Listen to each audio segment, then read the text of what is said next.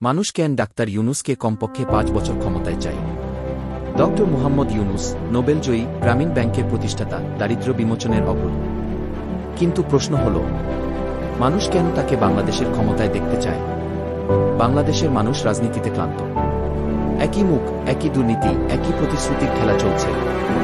তাই যখন কেউ বলে ইউনূস ভাইকে ক্ষমতায় দেখতে চায়, তারা আসলে বলছে আমরা কিছু ভিন্ন চাই। ডক্টর ইউনূস রাজনীতিবিদ নন, কিন্তু তিনি প্রমাণ করেছেন নেতৃত্ব মানে সেবামূলক দৃষ্টিভঙ্গি, যেখানে মানুষই মূল বিনিয়োগ।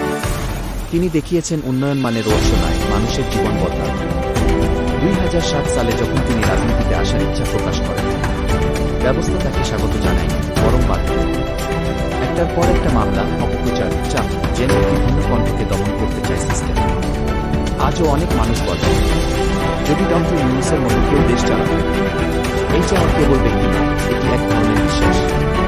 কারণ তিনি যখনই কোনো দায়িত্ব বা প্ল্যাটফর্ম পেয়েছেন, মাত্র ৭-৮ মাসের মধ্যেই এমন সব কাজ করেছেন যা দেখে দেশের মানুষ অত্যন্ত খুশি হয়েছে।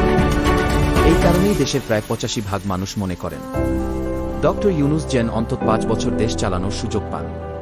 তার প্রতি এই বিশ্বাসই প্রমাণ করে মানুষ এখন সত্যিকারের পরিবর্তন চায়। কিন্তু প্রশ্ন থেকে যায়, এই স্বপ্ন কি আদৌ সম্ভব, নাকি এটি কেবল আমাদের হতাশার প্রতিচ্ছবি? যদি সত্যিই পরিবর্তন চাই, তাহলে আমাদের প্রত্যেককেই হতে হবে পরিবর্তনের অংশ। কারণ একজন ডক্টর ইউনূস নয়, দরকার ১ কোটি ৭ মানুষ।